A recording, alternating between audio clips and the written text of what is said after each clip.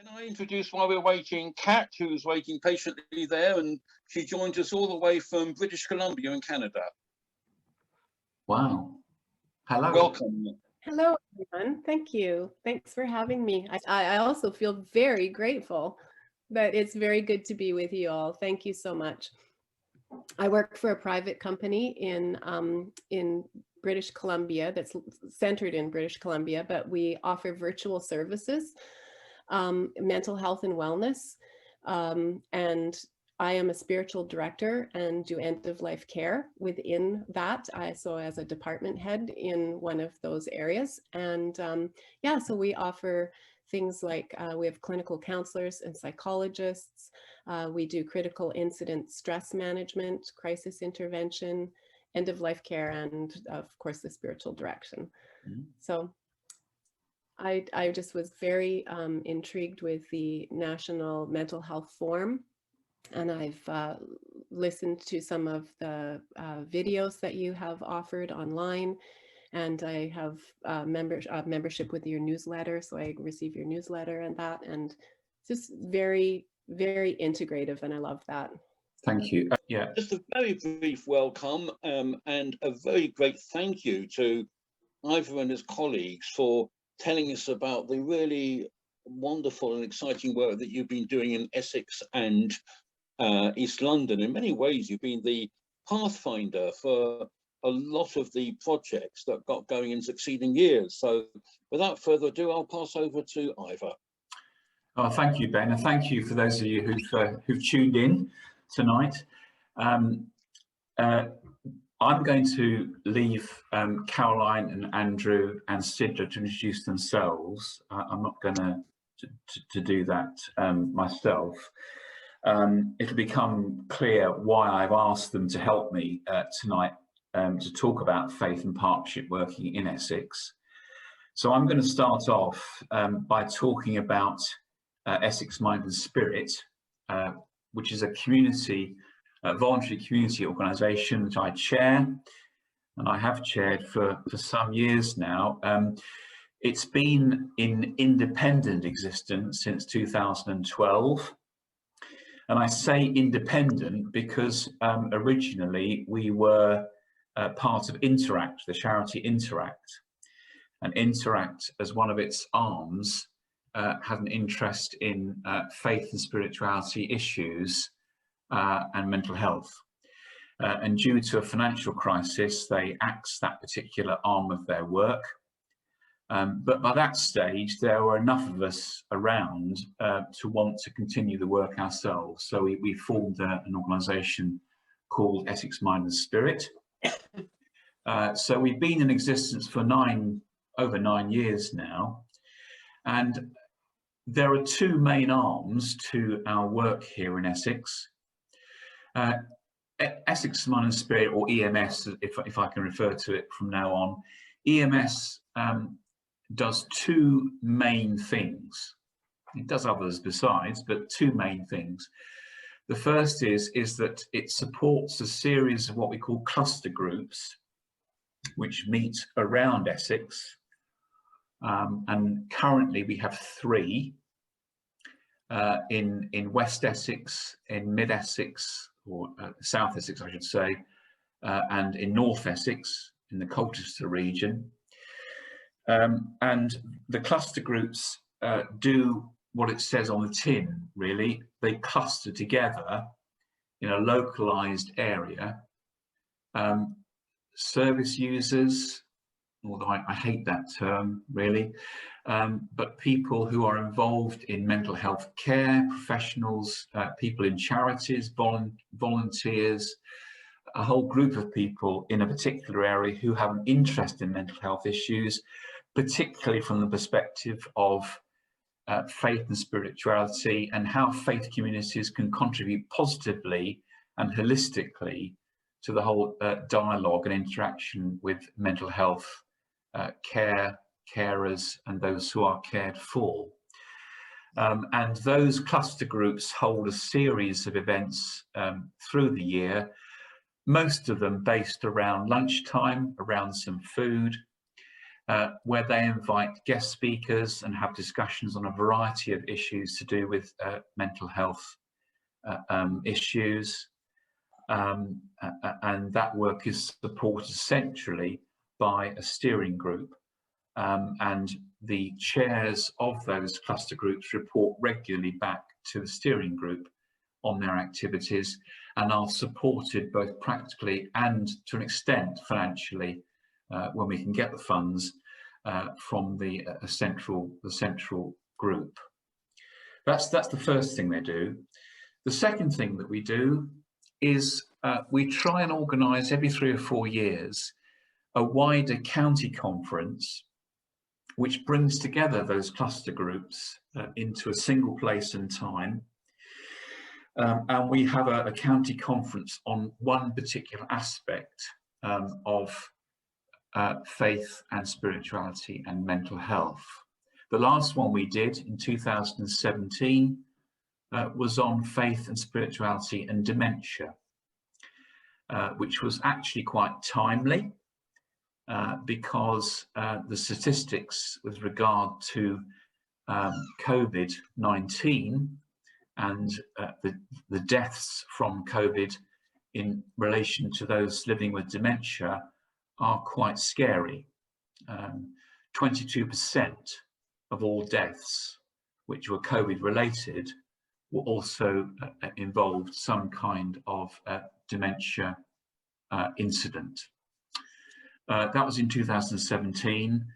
That conference spawned a lot of work, which I'm not going to bother you with now. I'm going to talk about the conference that happened in 2013, which quite directly leads on to why I have asked Andrew and Caroline and Sidra to also make little presentations tonight.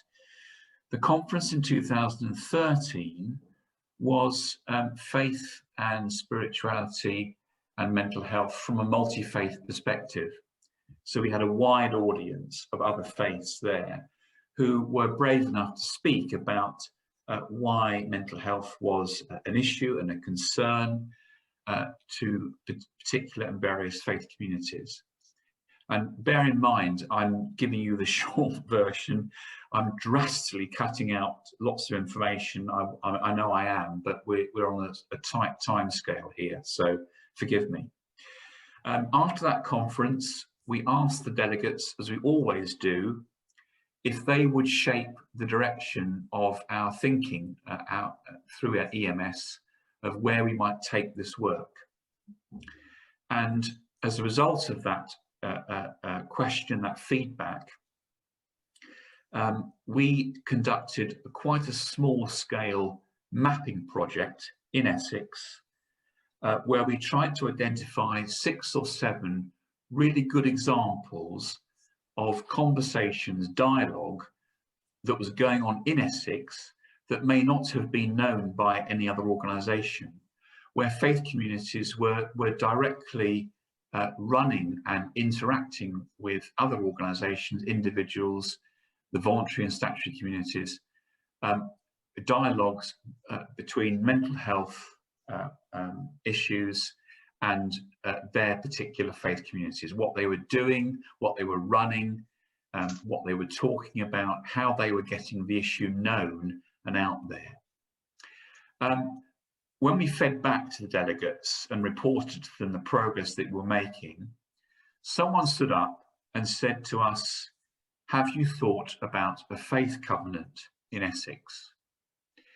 And faith covenants are run, they're a brainchild of something called Faith Action, which is a national organisation that was formed as a result of an all-party parliamentary committee that was so concerned about mental health issues that they formed a group to look at establishing faith covenants across the country, which would seek to do what we were trying to do with our mapping project on a very small scale, to seek to do it on a much larger scale. That is, encourage faith communities and others who may have been bashing away in their red and blue corners, doing wonderful work, creating these community dialogues, but not necessarily getting the attention that they deserved.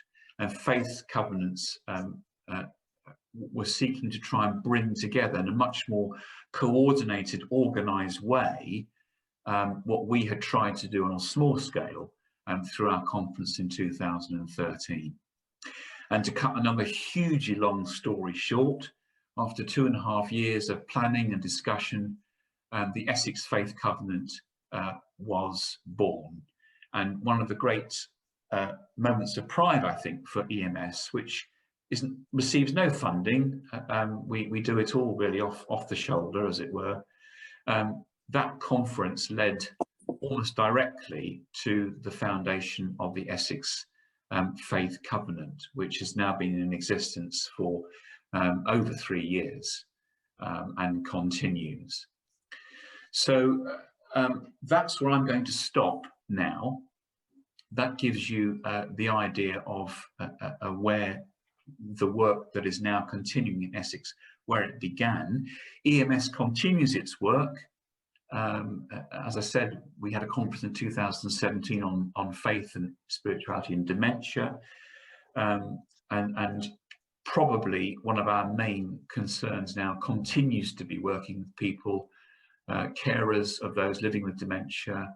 As I say, I'm not going to bore you with the work that's happened with that.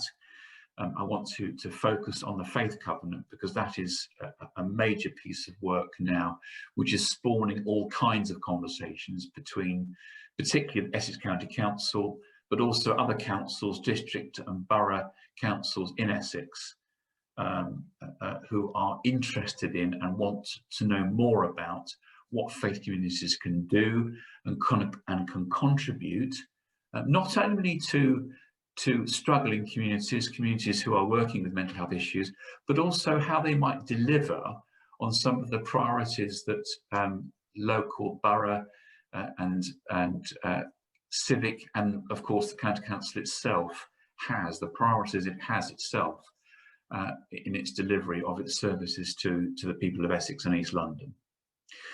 So I'm going to introduce Andrew now.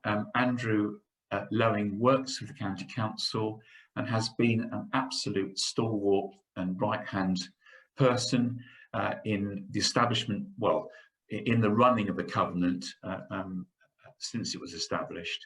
And Andrew, I've asked you if you could talk a little bit more about the Faith Covenant, what it seeks to do, what its priorities are, and what we are currently engaged with. So over to you. Thanks, Ivor. That's thanks for the introduction. I'll just share my screen quickly if I can. Okay, brilliant. So yeah, thanks, Ivor. Good evening, everyone. My name is Andrew Lowing, and I work in the Equalities and Partnerships team at ECC, Essex County Council. And I've been in post for coming up to 3 years now. And part of my role, as Ivor just mentioned, involves providing support to the Essex Faith Covenant. So I'm just going to speak for the next probably just under 10 minutes or so, explaining a bit about the Faith Covenant, what it is, and what it seeks to do. So the Faith Covenant in Essex was launched in October 2017, and essentially it drives partnership working between faith communities and public services through a set of principles that guide engagement, aim to remove some of the mistrust that exists, and promotes open, practical working on all levels. The Covenant agreement itself is very simple and straightforward. Faith groups and public services commit to the following principles. Firstly, to proactively build relationships and trust. Secondly, to create opportunities to raise awareness and share learning and knowledge between different faith communities and within public services. And to seek opportunities to bring people together to serve the community, particularly the most disadvantaged. The steering group that leads the Covenant is going from strength to strength, as Ivor suggested, and now includes representatives from several faith communities all over Essex, including Christian, Jewish, Muslim and Hindu. 11 of the 12 local authorities in Essex, that's district, borough and city local authorities, have also signed up to the Covenant. It's not just local authorities, we also have Active Essex, Essex Police, Essex Fire, the Office for the Police, Fire and Crime Commissioner and Mid and South Essex NHS Foundation Trust. who are also signatories. The County Council provides a secretariat to the Faith Covenant Steering Group, which now meets every 2 months. And in recent months, the Faith Covenant in Essex has been asked by Faith Action to share its positive experiences with other local authority areas, including the Greater London Authority, Hertfordshire and Thurrock. And I think I'm right in saying that Essex is actually one of 2 county-wide Faith Covenants in existence. I think there's 13 across the country. We're the only one of 2 that cover that kind of geography. So since 2017, the focus of the steering group has been on helping to reduce social isolation and loneliness. In response to this, a range of initiatives across the country focusing on areas such as reducing homelessness, emergency food provision, refugee resettlement, supporting families and tackling social isolation itself have all been delivered in partnership. Signatories are encouraged to provide case studies which demonstrate effective collaboration between public services and the faith sector. So I'm just going to give an example now of where the Covenant has been an enabler. So the local authorities of Essex, the County Council, Braintree, Chelmsford, Epping Forest, Malden and Rochford have come together with Chess to develop and roll out a rough sleeper outreach service within the 5 district council areas. Chess stands for Church's Homeless Emergency Support Scheme. It's a highly respected and experienced local voluntary sector provider. And Chess has been commissioned through the Rough Sleeper Initiative funding to work with the 5 districts' housing departments in provision of a rough sleeper outreach service. So Chess is highly skilled at building positive working relationships with rough sleepers, encouraging them in off the streets and into accommodation. The highly successful service has been designed to tackle the scourge of rough sleeping and provide the interventions that mean that no one needs to sleep rough throughout these local authority areas. So upon receiving a referral, Chess will make contact with the rough sleeper, starting the process of getting the individual off the streets and on a pathway towards and into settled, sustainable accommodation. Many of the rough sleepers have been marginalised from mainstream society. For so long, they have become entrenched on the streets and the street culture, and able to take up offers of accommodation and support that are made to them. Mistrust of mainstream society gets built and the institutions that are there to protect and support them. So Chess works directly with the rough sleepers via both an outreach and an in-reach methodology, visiting rough sleepers on the streets and building relationships built on trust. Chess case manages using a person-centered asset-based approach in line with the Making Every Adult Matter methodology, encouraging firstly to set ambitions and secondly in supporting these citizens in achieving these ambitions, including accommodation, wellbeing and employment. Last year, 77 individual rough sleepers were supported by Chess via the outreach service and 25 rough sleepers were accommodated.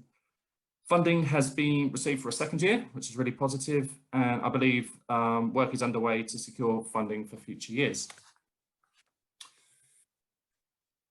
So the steering group itself has moved its focus to exploring how faith-based organisations can support social prescribing schemes, and this is the main kind of focus of the steering group at the moment. A small-scale pilot is underway in Colchester and is supported by Faith Action. It's public services, faith-based organisations and the local social prescribing scheme operated by the local CVS, Community 360, to develop useful resources that will assist faith-based organisations to understand and get involved in social prescribing and enable social prescribers to learn more about the value that faith-based organisations can offer. And this piece of work came about, we were approached by Faith Action off the back of a report they wrote, recognising that there's lots and lots of activity happening that's run by faith-based communities that's not really recognised by social prescribing schemes. So this small-scale project seeks to develop some resources, some of which you can see on the screen there. That's part of our action plan in terms of moving that forward. And at the end of June, we actually held an online training session to provide faith-based organisations with an introduction to social prescribing and the ways in which they can be supported. So that was a really positive event only held a few weeks ago. So last year, Faith Action launched the Faith Covenant Forum, the first event of its kind, bringing together regional faith Covenant signatories from both faith and public sector. Ivor's already mentioned Stephen Timms MP. He set up the forum, and it provides an opportunity to take stock of some of the excellent partnership working that's been happening across the UK and address the challenges that we continue to face. At the first of these meetings, members of the Essex Faith Covenant provided the lead presentation on the work that has been happening in Essex, particularly in relation to the response to the pandemic, which my colleague Caroline will go on to talk about later. And the forum continues to meet at regular intervals. As you're all aware, Interfaith Week takes place in November every year, and last year the Faith Covenant signatories were involved in delivering activities to promote this. For example, signatories in Braintree and Colchester organised Dementia Friends awareness sessions, J9 domestic abuse awareness sessions, and mental health first aid training for local faith groups to attend. The November issue of the Future of Essex newsletter was themed around faith and included examples of faith-based organisations supporting public service delivery. And I've got a link that I can share in the chat later, so you can have a look at that. The Faith Covenant in Essex now has a regular newsletter, which is distributed to partners. And again, I can put a link in the chat to the latest edition, so you can have a look at that. The final thing I want to say that we actually have a film produced sort of showcasing some of the projects that have been developed through the Faith Covenant. And that was produced at the end of 2019 to demonstrate the impact that the Covenant has brought to Essex. And this was part of a large celebration event marking the 2-year anniversary of the launch, which was held in Anglia Ruskin University in Chelmsford. A number of the projects featured in the film are featured in the film, and it provides a good overview of some of the excellent work that the Covenant has facilitated. And again, I can put a link to that film in the chat, so you can have a look at that. I think that's all I wanted to say, Ivor. Is there anything you wanted to add? That's fine, Andrew. Thank you. Thank you. I'm anxious that we leave time for questions at the end. I know we've only got an hour, so I'm going to go straight on now and introduce Mrs. Sidra Naeem.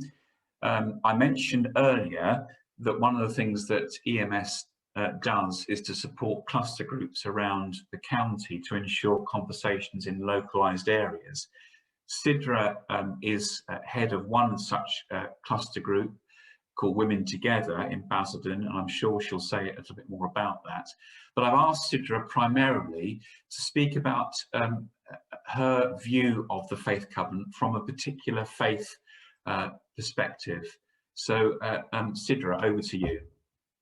Thank you very much for inviting me. As Ivor said, I'm Sidra Naeem. I am a chaplain and teacher by profession. I'm also the Secretary of Essex Mind and Spirit, and I'm also chair of the South Cluster Group, which is one of the cluster groups of Essex Mind and Spirit. So the Essex Faith Covenant brings values to our communities by public services and faith-based organisations working closely together, which is its aim. It also promotes interfaith dialogue. And living in a multicultural county, I believe that it's really, really important to learn about each other's faith and culture. Especially during the pandemic, the whole world, no matter what race, colour, creed or faith, faced the same calamity together. And the Faith Covenant, particularly during these trying times, was a very, very valuable link, really, so that people from all faiths could link in with mental health organisations to help them overcome, so many issues that we saw, within the last 2 years. So the Faith Covenant proved a valuable link in interfaith relations and cooperation, and it further cemented strong friendships as well and alliances between our communities, which was really, really needed during the pandemic. It's important that people can come together and overcome differences and celebrate their similarities and shared values through common fun initiatives. And the Faith Covenant also helped to promote fun initiatives as well. I've got a very quick PowerPoint, which I'll share with you all. Here we go. Okay, so Andrew already mentioned Interfaith Week, and Interfaith Quiz Night happens every year at the university, which is a really good faith initiative which brings together different faiths all through food and fun. And then an example really of really good work is the South Essex cluster of Essex Mind and Spirit Women Together, which I have led since its inception. Women Together is a group in Basildon aiming to integrate vulnerable women from different backgrounds into the community by providing advice, support, art activities and speakers on health topics. And through the Faith Covenant, we're actually very, very nicely now able to highlight those organisations that the ladies need and signpost them all. And through that, we have done so many really, really good initiatives that you can see on the picture. Faith, prayer and meditation are also important elements of the support provided. And Women Together holds numerous events throughout the year to bring everyone together, with the sharing of food being an integral part of these events. We work closely with Basildon Borough Council in running this initiative.